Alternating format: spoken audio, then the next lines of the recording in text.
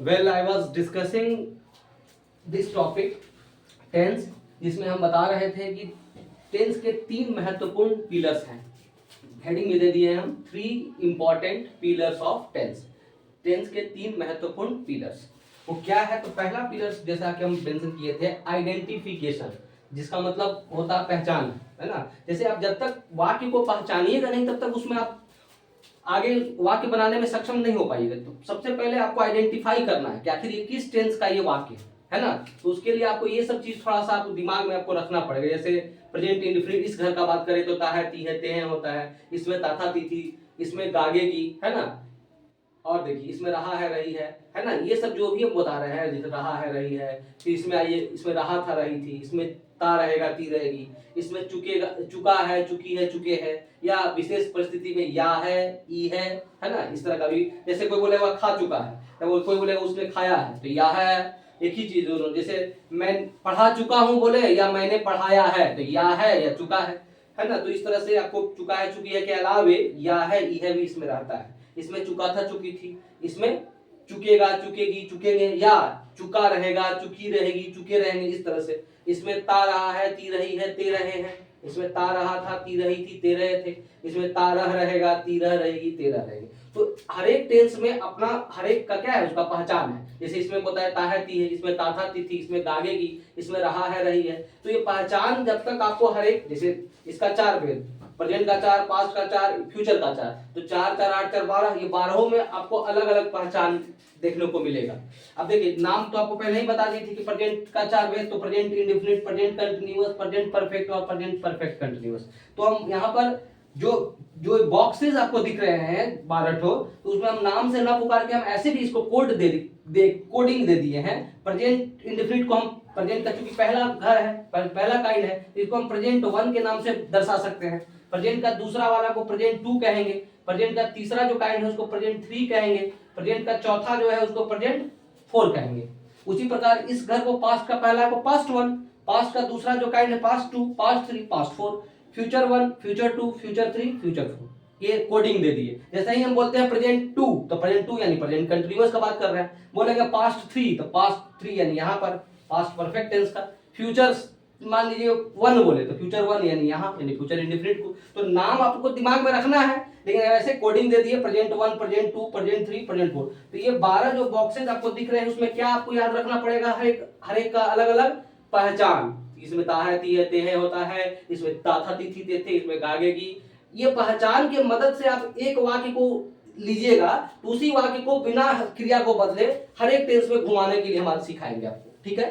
तो पहचान का क्या महत्व है कि एक ही वाक्य को हमको 12 टेंस में घुमाने में आपको पहचान मदद करेगा। यानी आइडेंटिफिकेशन अगर हर एक टेंस का आपको दिमाग में है, इफ यू हैव केप्ट, है ना, identifications of all the tenses, then there will not be any problem in making sentences in different tenses. मैंने अलग अलग टेंसेज में घुमाने में आपको कोई दिक्कत नहीं होगा। जैसे हम अगर छोटा सा वाक्य ले, इसमें अगर लेते हैं इस टेंस यानी प्रेजेंट का 1 में अगर हम लेते हैं मैं पढ़ाता हूं, या वह खेलता है लेते हैं, वह खेलता है, और इसी वह खेलता है को इसमें लाएंगे तो वह खेलता था, इसमें लाएंगे फ्यूचर 1 में तो वह खेलेगा, इसमें लाएंगे तो वह खेल रहा है, क्योंकि इसका रहा है, रही पहचान है। इसमें लाएंगे तो वह खेल रहा था, इसमें लाएंगे तो वह खेलता रहेगा, वह खेल चुका है, वह खेल चुका था, वह खेल चुकेगा, या वह खेल चुका रहेगा।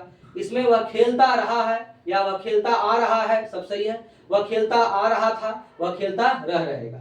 मतलब आपको एक ही वाक्य, खेलना क्रिया को हम यहाँ लिए किसी छोटा सा वाक्य में समझाने के लिए, तो उसी वाक्य को हम घुमाते घुमाते कहां पर लेके चले आए, यहाँ तो लास्ट तक। तो किसके मदद से हुआ?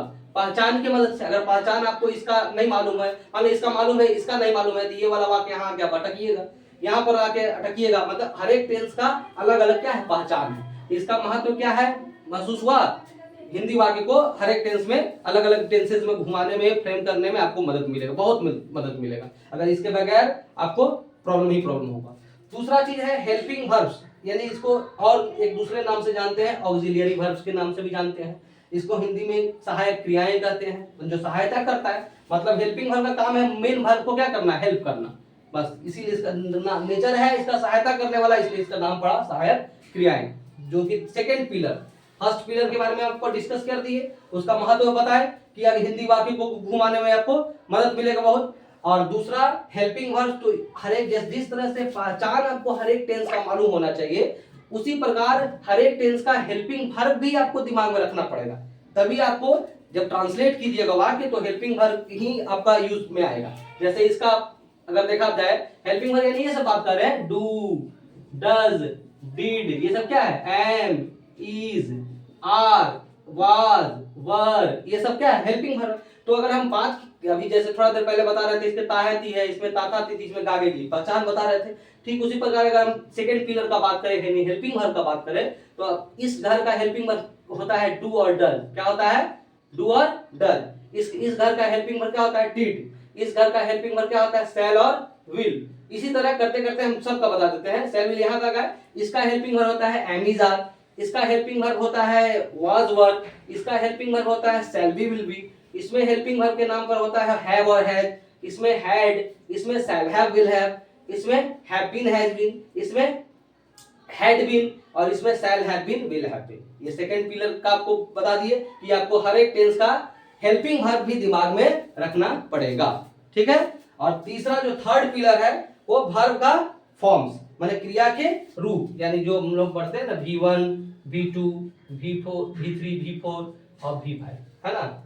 देखिए V1, V2, V3, V4 और V5। तो अब आपको लग रहा होगा कि ये बॉक्सेस तो आपको दिख रहे हैं कितने, इसमें बॉक्सेस दिख रहे हैं 12 और यहाँ वर्ब का फॉर्म्स कितना है, 5 ही है। तब ये पांचों वर्ब फॉर्म्स को इसमें कैसे मतलब एडजस्ट करेंगे, ये था हम आपको दिखा देना चाह रहे हैं।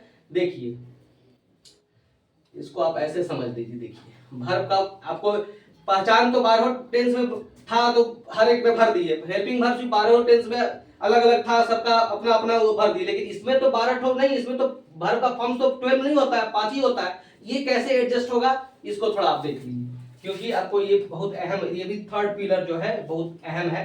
जैसे एक रफली हम अगर चार्ट बनाए छोटा सा, देखिए इसी से समझा देते हैं।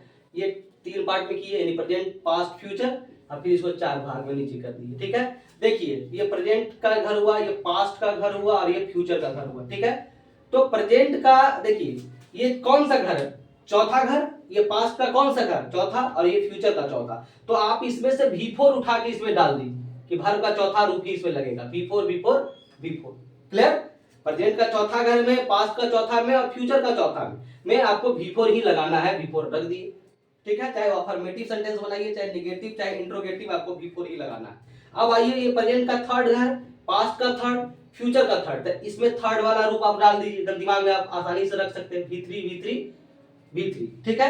अब चूंकि देखिए प्रेजेंट कंटिन्यूअस, पास्ट कंटिन्यूअस और फ्यूचर कंटिन्यूअस, ये इसमें रहा रही वाला वाक्य इसमें भी आता है और प्रेजेंट का चौथा में भी रहा वाला वाक्य आता है। जैसे इसमें मैं पढ़ा रहा हूं, इसमें रहेगा मैं पढ़ाता आ रहा हूं। तो रहा का जो वाक्य रहता है वो कंटिन्यूटी को दर्शाता है, यानी उसमें V4 वाला ING वाला ही लगता है। तो जब इसमें V4 लगा है तो यही कहानी यहाँ दोहरा दीजिए, यानी इन तीनों में भी V4 ही लगेगा, यानी कि प्रेजेंट का सेकंड वाला काइंड में, पास्ट का सेकंड, फ्यूचर का सेकंड, ये तीनों में भी V4, और प्रेजेंट का चौथा, पास्ट का चौथा और फ्यूचर का चौथा, ये तीनों में भी V4, यानी कि V4 का कहां पर आपको हाईलाइट करवा रहे हैं। देखिए प्रेजेंट का दूसरा, पास्ट का दूसरा और फ्यूचर का दूसरा, उसी प्रकार प्रेजेंट का चौथा, पास्ट का चौथा और फ्यूचर का चौथा, ये में 6 घर में 3 यहाँ 3 यहाँ, 6 घर में आपको V4 ही अप्लाई करना है, क्लियर। अब बचा क्या, तो 3 ऊपर है। तो इस चूंकि सबसे पहले जानिए कि सबसे प्रेजेंट का भी पहला घर, पास्ट का पहला, फ्यूचर का पहला, तो तीनों में पहले V1 यानी ये वाला V1 तीनों में डाल दीजिए। अब ये तीनों में दो थोड़ा सा अलग है, यानी इसको स्टार मार्किंग हम कर देते। देखिए दो, प्रेजेंट 1 और पास्ट 1, इसमें कुछ एक्स्ट्रा लगता है कि V1 के अलावा इसमें जरूरत पड़ने पर V5 लग सकता है, अब पास्ट 1 में जरूरत पड़ने पर V2 लग सकता है V1 के अलावा। माने ये दोनों, यही दो टेंस है जिसमें V1 V5 माने दो वर्ब का फॉर्म दिख रहा है, एक ही बार दोनों नहीं लगेगा, जरूरत पड़ने पर V1, जरूरत पड़ने पर सब्जेक्ट के अनुसार V5, है ना। इसमें भी जरूरत पड़ने पर V2 और जरूरत पड़ने पर नेगेटिव वगैरह बनाइएगा डिड लगाकर तो V1, बस इसीलिए इसको स्टार मार्किंग कर दिए, है ना। तो वर्ब का फॉर्म पांचों इसमें सेट किया। देखिए V4 इसमें थर्ड वाले में V3 क्योंकि रहा का सेंस देता है, इसमें भी V4 ऊपर में तीनों में V1 डाले, बस ये दोनों में V1/V5 और इसमें V1/V2, ये तीनों पिलर्स को हम बताए। अब हम तीसरे पार्ट में देखिए देखो हम जो भी बता रहे हैं आपको टेंस चार्ट के थ्रू इसलिए बता रहे हैं कि आपको हर एक टेंस का वाक्य जो हम बनाएंगे उसको दूसरे टेंस में लाने पर क्या वेरिएशन हो रहा है, उसके लिए हम आपको हर चीज एक ही बार में आपको दिखा रहे हैं टेंस चार्ट के थ्रू। नहीं तो अगर हम एक बार में प्रेजेंट इंडेफिनिट डील करेंगे और एक बार में ये अलग अलग सेपरेटली, तो आपको इसमें कर उसमें और इसमें एवरीथिंग विल बिकम हॉच पॉच। तो आपको जो टेंस चार्ट दिख रहा है आपको, तो 12 टेंस तो एक नजर में आपको फ्लैश कर रहा होगा। इसलिए टेंस चार्ट में यही खासियत है कि आपको हर चीज किस वाक्य को किस में लाएंगे तो क्या उसमें परिवर्तन हो रहा है उसके पहचान आपको मालूम होगा, तो उसके अकॉर्डिंगली वो चेंज होगा। तो वही चीज हम अभी दिखाने जा रहे हैं। जैसे सबसे पहले हम बोले थे प्रेजेंट इंडेफिनिट को हम एक कोडिंग दे दिए हैं प्रेजेंट 1, प्रेजेंट पर कंटिन्यूअस टेंस को हम एक कोडिंग दे दी है प्रेजेंट 2, इसको प्रेजेंट परफेक्ट टेंस को प्रेजेंट 3 और प्रेजेंट परफेक्ट कंटिन्यूअस को प्रेजेंट 4। उसी प्रकार कोड हम दे दिए इसको past 1, past 2, past 3, past 4, future 1, future 2, future 3, future 4। Clear?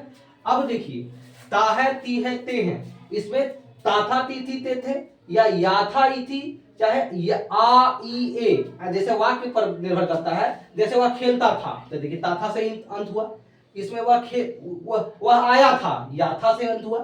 कोई वह आया था, कोई ये भी बोल सकता है या हुआ आया, बस या के बाद सिर्फ यही या क्या बोल सकता है, वह आया। तो या ई ए मतलब था नहीं भी रह सकता है, मतलब बगैर था वाला भी वाक्य आप पूछो या ए ई करके आपको दिखेगा। इसमें तो गागे की, तो कहने का मतलब अगर हम एक अगर इसका पहचान, हर का पहचान अलग अलग है। देखिए दिख रहा है, इसमें रहा है, रही है, रहे है, इसका रहा था, रही थी, रहे थे। इसमें ता रहेगा, ती रहेगी, ते रहेंगे।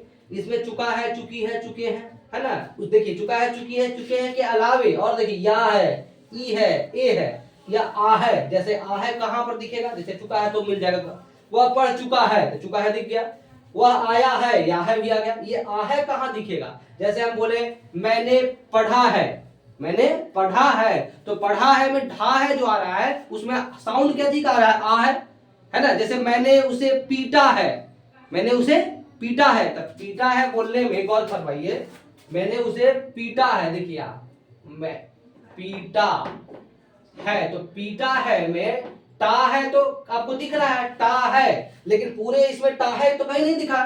टा है में साउंड तो आ रहा है ना आ है का, यही इसीलिए आ है दिखे। कोई पूछ देगा मैंने उसे पीटा है, कौन टेंस, तो आपको यही प्रेजेंट थर्ड यानी प्रेजेंट परफेक्ट टेंस का वाक्य है। इसमें चुका था, चुकी थी, इसमें चुकेगा, चुकेगी, चुकेंगे, या चुका रहेगा, चुकी रहेंगी, चुके रहेंगे भी रह सकता है। इसमें ता रहा है, ती रही है, ते रहे हैं, ता आ रहा है या ता रह रहा है, ऐसे तरह का को मिलेगा। यही चीज इसमें आ जाएगा, खाली है की जगह पर था आ जाएगा। जैसे ता रहा है तो इसमें ता रहा था, ती रही है तो इसमें ती रही थी हो जाएगा बस। और इसमें ता रह रहेगा, ती रह रहेगी, ते रहेंगे। ये फ्यूचर परफेक्ट कंटिन्यूअस यानी फ्यूचर 4 का जो ये जो काइंड है, ये वाला दैनिक जीवन में व्यवहारिक नहीं है, अव्यवहारिक है। ऐसा वाक्य आपको बहुत न के बराबर मिलेगा, इसलिए इसको भले ही पढ़ते हैं हम लोग हैं, लेकिन फ्यूचर 4 हम लोग दैनिक जीवन में जब बात करते हैं तो ऐसा वाक्य बहुत कि हम लोग 2025 से ये चीज करते रह रहेंगे, ऐसा वाक्य बोलता है, बहुत इम्प्रैक्टिकल है ये, है ना। इसलिए इसको हम इग्नोर कर चलते हैं, लेकिन जब टेंस बता रहे हैं तो सबको बताना है, इसलिए आपको डील कर रहा है। तो पहचान आपको दिख गया हर जगह, मतलब हर एक टेंस में अलग अलग। अब उसी पहचान के मदद से एक वाक्य लेके आपको घुमाना सिखा दे रहे हैं। जैसे देखिए छोटा सा एक हम अगर वाक्य ले लेते हैं, लिखिए रवि है ना पढ़ाता है, रवि पढ़ा, छोटा सा वाक्य समझाना है, रवि पढ़ाता है, देखिए ता है आया, रवि पढ़ाता है। अब इसी रवि पढ़ाता है को इसमें खींच के लाइए, रवि पढ़ाता है, क्रिया चेंज नहीं करना है, क्रिया वही रखना है। देखिए रवि, देखिए इसमें ता है तो इसमें ता है दिखा, इसमें ता था है तो इसी यही रवि पढ़ाता है इसमें आएगा तो क्या बदल जाएगा, रवि पढ़ाता था, देखिए ता था आया। या इसी को रवि पढ़ाया था, या था भी आ गया, यही पर रवि पढ़ाता था को एक तरह से और बोला जा सकता है, रवि पढ़ाया था, है ना, तो या था आया, या था हम नहीं बोलना चाहते तो ऐसे भी बोल सकते हैं रवि पढ़ाया। जब ये थोड़ा देर पहले यहाँ या ये लिखा हुआ था तो रवि पढ़ाया भी बोलेगा, या पर ही अंत होगा, या रवि पढ़ाया था। तो इसमें इस तरह रवि पढ़ाता था, रवि पढ़ाया था, या रवि पढ़ाया, या रवि ने पढ़ाया, तो यहाँ पर भी अंत हो सकता है, था नहीं भी रहे। अब इसी रवि पढ़ाता था को इसमें लाएंगे तो क्या होगा, रवि पढ़ाएगा, रवि पढ़ाएगा। कैसे वेरिएशन हुआ, इसका पहचान आपको मालूम है, ता है ती है तो रवि पढ़ाता है। इसका पहचान ता था तिथि में जाएगा तो रवि पढ़ाता था। उसी को इसमें लाएंगे, गागे की में कन्वर्ट होगा तो रवि पढ़ाएगा, गाया रवि पढ़ाएगा।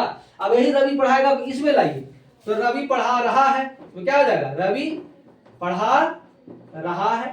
देखते जाइए वेरिएशन कैसे हो रहा है, आपको सब वाक्य अगर पकड़ लिए तो फिर आपको आसानी से समझ में आएगा। रवि पढ़ा रहा है, इसी वाक्य को इसमें खींच के लाएंगे तो रहा था में बैठा दीजिए, रवि पढ़ा रहा था हो जाएगा इसमें। इसमें आइए रवि पढ़ाता रहेगा, इसमें क्या आ जाएगा, पढ़ाता, रवि पढ़ाता रहेगा। देखिए रवि पढ़ाता रहेगा हुआ, रवि पढ़ाता रहेगा, ये ता रहेगा, इसमें आया रवि, आगे तो जुड़ जाएगा, रवि पढ़ाता रहेगा। इसमें आइए रवि पढ़ा चुका है, देखिए चुका है में आ गया, या रवि पढ़ाया है, रवि ने पढ़ाया है, या रवि पढ़ाया है, लेकिन या है भी आ सकता है, लेकिन चुका है वाला ही सिंपल ले रहे हैं, रवि पढ़ा चुका है ना। इसमें आएगा रवि पढ़ा चुका था, इसमें रवि पढ़ा चुकेगा या रवि पढ़ा चुका रहेगा, एक ही बात। फिर रवि पढ़ाता रहा है, देखिए ता रहा है, रवि पढ़ाता रहा है। इसी को रवि पढ़ाता आ रहा है भी बोल सकते हैं, इसी को रवि पढ़ाता रह रहा है। इसमें आपको ज्यादातर टाइम वाला मिलेगा, बगैर टाइम वाला भी, जैसे सुबह से पढ़ाता आ रहा है। देखिए जब टाइम लगा रहेगा तो इसमें रवि पढ़ाता रहा है ना बोल के ऐसे भी बोला जा सकता है, रवि सुबह से पढ़ा रहा है ना, ता रहा है ना बोल के ता रहा है, ये ता छिप जाएगा कब, जब इसमें टाइम अटैच्ड होके आएगा तब। जैसे रवि 4 बजे से पढ़ाता रहा है, अभी गलत नहीं है, रवि 4 बजे से, जब 4 बजे से टाइम लगा दिए तो टाइम से ही पता चल जाता है कि प्रेजेंट 4 का वाक्य है। इसलिए रवि 4 बजे से पढ़ाता रहा है ना बोल के लोग बोलते हैं रवि 4 बजे से पढ़ा रहा है, मतलब इसका हिंदी रहा है सिंपल, इससे प्रेजेंट 2 से मैच करने लगेगा कब, जब इसमें टाइम जुड़ के आएगा तब। अगर टाइम नहीं अगर अटैच्ड है तो इसका ओरिजिनल जो पहचान है ता रहा है, ती रही है, तेरे वैसे ही बोलेंगे।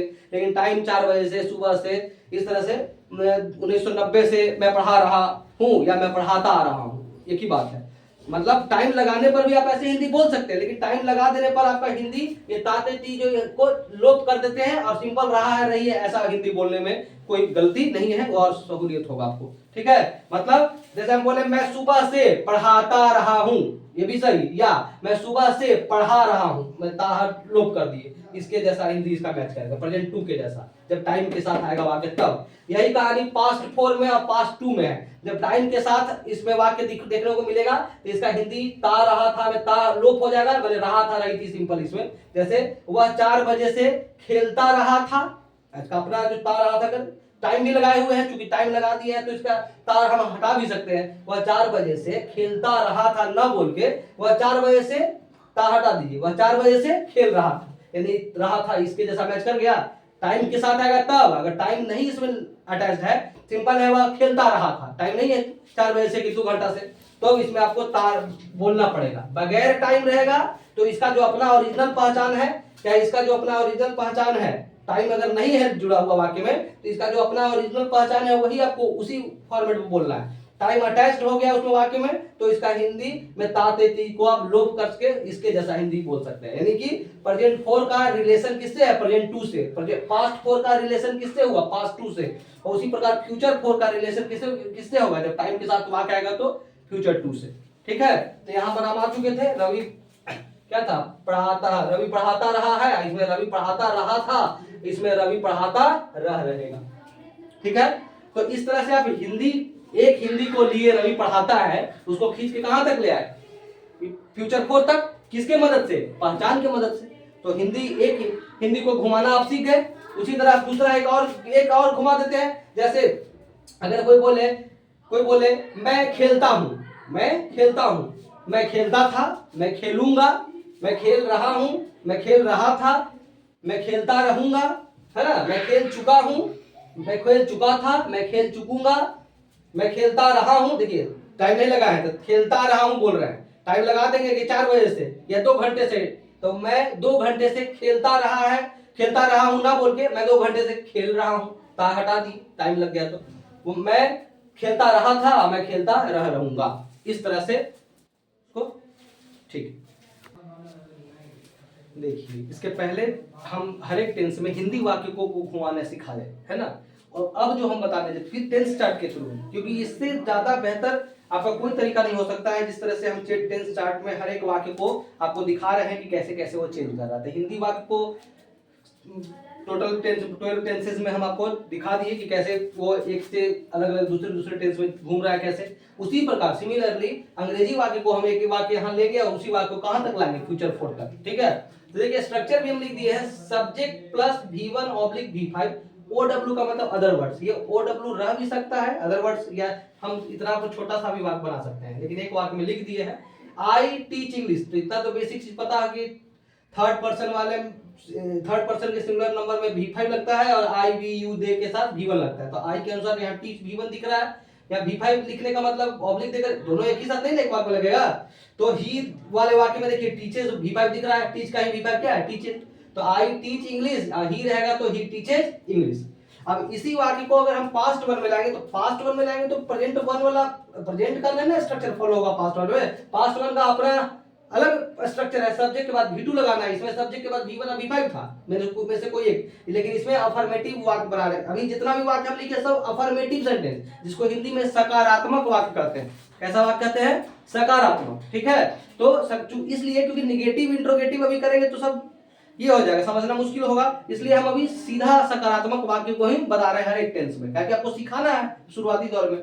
आई टीच इंग्लिश को इसमें लाएंगे तो इसके स्ट्रक्चर के अनुसार आई टॉट हो गया, V2 लगाना है तो टीच का है V2 टॉट। यहाँ इंग्लिश आपको लगाना है तो लगाइए आई टॉट इंग्लिश, अरे तो आई टॉट कहीं छोटा। इसमें देखिए आई सेल टीच, देखिए फ्यूचर वन में जैसा ही आया तो इसका अपना स्ट्रक्चर है, subject plus shall will plus V1।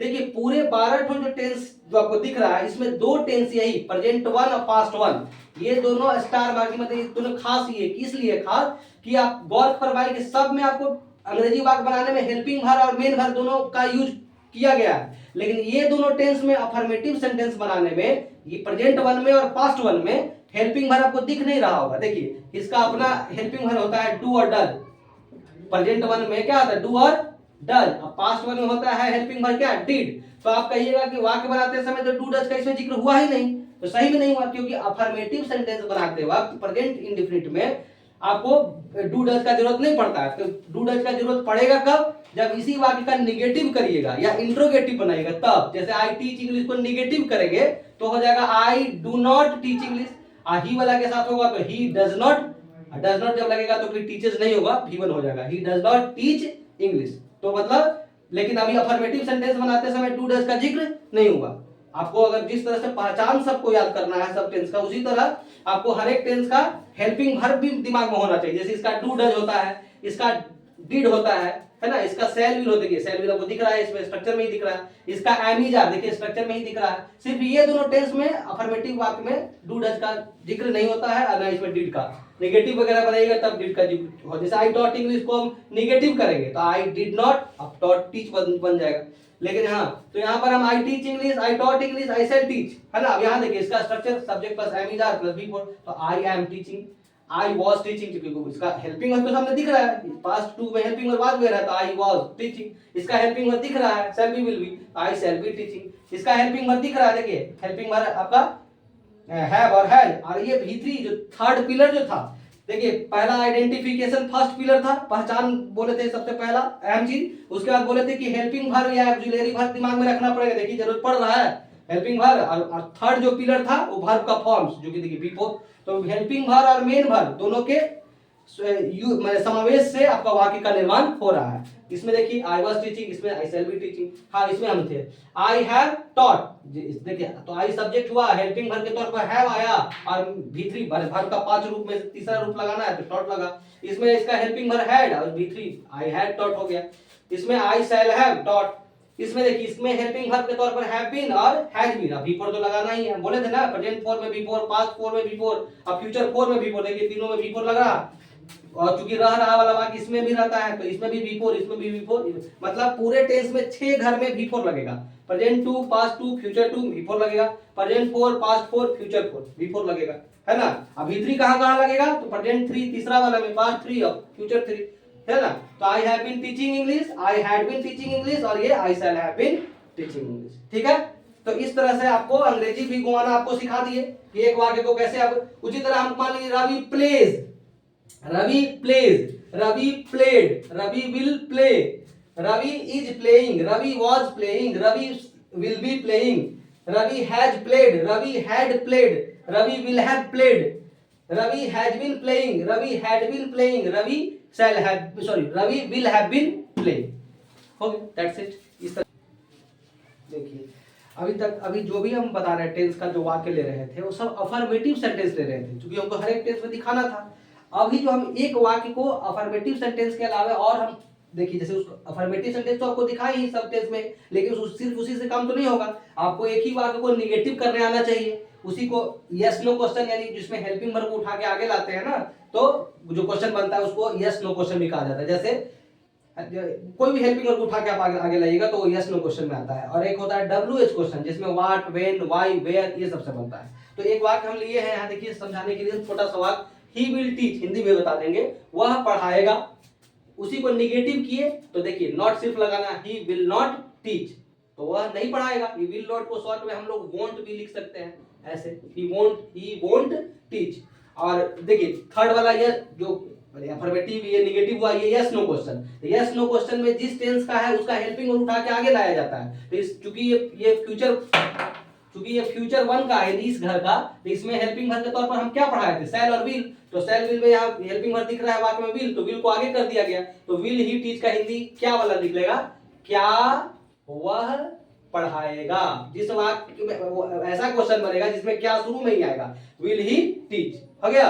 अब इसमें इसको कहते हैं WH क्वेश्चन, जो चौथा है। WH क्वेश्चन में व्हाट आएगा, व्हाई आएगा, व्हेन आएगा, वेयर आएगा, इस तरह का। जैसे इसमें व्हाट से वाक्य बनाया है, व्हाट विल ही टीच, तो इसमें क्या, इसमें भी निकलेगा, लेकिन ये इसमें क्या शुरू में ना है, इसमें क्या शुरू में नहीं रहेगा। इसमें देखिए क्या रहेगा, वह क्या पढ़ाएगा, देखिए कहां चला गया, है ना। देखिए दोनों में अंतर समझिए, क्या वह पढ़ाएगा, ये भी क्वेश्चन हो रहा है, लेकिन इसमें है कि ये वो जानता है पढ़ाएगा, लेकिन वह क्या पढ़ाएगा, है ना। तो व्हाट विल, देखिए WH वर्ड के बाद तुरंत हेल्पिंग, चाहे जिस टेंस का बनाइए, कोई भी WH वर्ड यानी व्हाट, व्हेन, व्हाई, वेयर के तुरंत बाद हेल्पिंग वर्ब ही आएगा, उसके बाद फिर सब्जेक्ट आएगा, उसके बाद वर्ब आएगा, ठीक है। तो व्हाट विल ही टीच, अब मान लीजिए आपको मर्जी है कि व्हाट की जगह पर व्हेन कर दें, तो व्हेन, और बाकी सब वही रहेगा, व्हेन विल ही टीच, इस तरह से सोचते हैं। ये हिंदी हो जाएगा, वह कब पढ़ाएगा, यहाँ पर कहां पढ़ाएगा तो वेयर कर देंगे, वेयर विल ही टीच। तो इस तरह से फ्यूचर वन का हम एक टेंस का आपको अफर्मेटिव को ही निगेटिव करना सिखा दिए, फिर उसको यस नो क्वेश्चन यानी हेल्पिंग वर्ब उठा के आगे लाके क्या वाला हो जाएगा, और फिर चौथा WH क्वेश्चन यानी व्हाट, व्हेन, व्हाई, वेयर वाला। तो उसी प्रकार अगर हम प्रेजेंट टू का अगर ये करना चाहे तो प्रेजेंट टू में आप क्या कर सकते हैं, देखिए अब एक वाक्य हम एग्जांपल और ले रहे हैं, बस लास्ट एग्जांपल। जैसे प्रेजेंट टू का अगर हम ले ले, जैसे देखिए प्रेजेंट टू यानी कौन सा घर, ये वाला घर, तो इसका आपको हेल्पिंग वर्ब भी मालूम होना चाहिए, यानी एमीजान। और इसका वर्ब का कौन सा रूप लगता है, तो V4, चौथा रूप रहा नहीं बोला ना है। तो इसमें हम एक छोटा सा वाक्य ले लीजिए, मान लीजिए सी इज कुकिंग, छोटा सा समझाने के लिए, सी इज कुकिंग, तो इसी को निगेटिव करेंगे तो सी इज नॉट, ये इजंट भी कर सकते हैं, इज नॉट को इजंट भी कहा जाता है, इजंट ऐसे, लेकिन हम अलग अलग लिखे हैं। सी इज नॉट कुकिंग, वह नहीं पका रही। अच्छा, इसमें आप बोले थे ना यस नो क्वेश्चन वाला में हेल्पिंग वर्ब को आगे लाया जाता है, तो हेल्पिंग वर्ब को यहाँ इज दिख रहा था, इज को खाली आगे कर दीजिए, तो इज सी कुकिंग, क्या वह पका रही है ना। और WH क्वेश्चन वाला में व्हाट से, व्हाई से, व्हेन से, मान लीजिए वह क्या, हाउ से बना दे रहे हैं, ये भी तो WH वर्ड है ही। तो हाउ इज सी कुकिंग, वह कैसे पका रही, हाउ इज सी कुकिंग। तो she is cooking, she is not cooking, is को आगे करके यानी यस नो क्वेश्चन, है ना। यस नो क्वेश्चन इसका नाम इसलिए पड़ा क्योंकि इसका जवाब जो होता है वो यस नो में होता है। जैसे इज सी कुकिंग, क्या वह पका रही है ना। तो कोई बोलेगा, या तो बोलेगा यस सी इज कुकिंग, क्या बोलेगा no she is not cooking, क्योंकि इसका जवाब होता है यस और नो में, इसीलिए इसका नाम पड़ा यस नो क्वेश्चन। आइए WH क्वेश्चन। उसी तरह मैंने प्रेजेंट थर्ड यानी इसका हेल्पिंग वर्ब क्या है, हैव और हैज, तो हैव और हैज हेल्पिंग वर्ब है, तो उसका अगर बनाना चाहेंगे तो मान लीजिए इसी वाक्य में अगर हम हैज बनाएंगे प्रेजेंट थर्ड का, तो सी हैज, मान लीजिए यहाँ लिख दिए सी हैज प्लेड, वह खेल चुकी है। इसी को निगेटिव करेंगे तो she has not played, she has not played. इसमें अगर यस नो क्वेश्चन तो हैज को आगे कर देंगे, हैज सी प्लेड, क्या वह खेल चुकी है, has she played question mark. और फिर चौथा में वह कहां खेल चुकी है तो where, WH word, has she played, इस तरह से। तो कोई भी टेंस में आपको ये चार तरह का वाक्य मतलब करने में सहूलियत होगा, affirmative, negative sentence, yes no question और WH क्वेश्चन, ये चार तरह का वाक्य आपको मान लीजिए किसी भी टेंस में। मान लीजिए पास्ट टू का बात करें तो मान लीजिए भरवाली बोल दे रहे हैं, भरवाली पास्ट टू में इसका पहचान तो आपको रहा था, रही जो होता है हेल्पिंग वर्ब क्या होता है, वाज और वर।